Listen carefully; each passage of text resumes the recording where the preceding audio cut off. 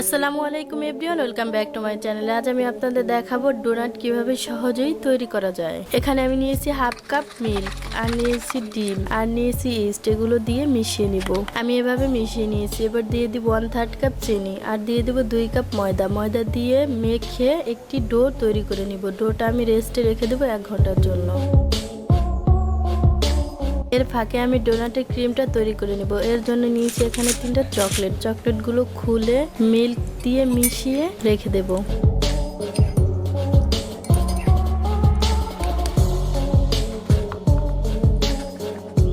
ফিরে এলাম 1 ঘন্টা পরে। দেখুন কতটা ফুলে গেছে। এখন আমি হাত দিয়ে চেপে চেপে বাতাস বের করে নেব। ডোটাকে আমি 3 খণ্ড করে কেটে নিয়েছি। এরপরে আমি এভাবে বেলে নিয়েছি। এবার একটি স্টিলের গ্লাসের সাহায্যে কেটে নেব।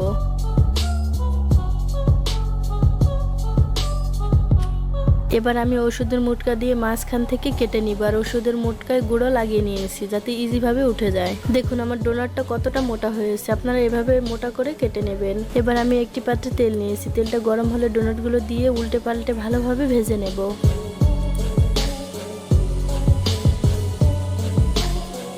দেখুন আমি এভাবে ভেজে নিয়েছি। এবার আমি চকলেট আর মিল্কের মিশ্রণটা একটি পাত্রে দিয়ে জাল করে নেব।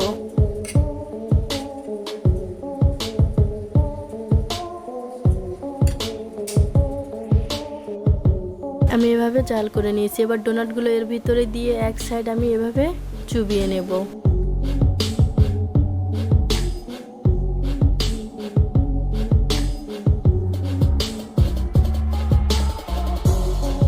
দেখুন আমি এভাবে চুবিয়ে নিয়েছি। এবার এর উপর দিয়ে আমি সাজানোর জন্য দিয়ে দিব কিছু ড্রাই ফ্রুট কুচি।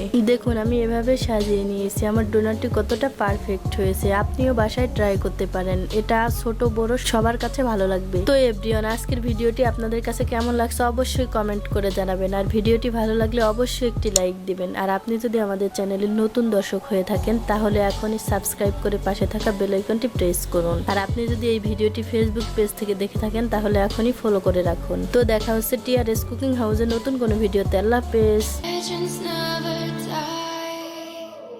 They never lose hope when everything's cold and the fighting's near.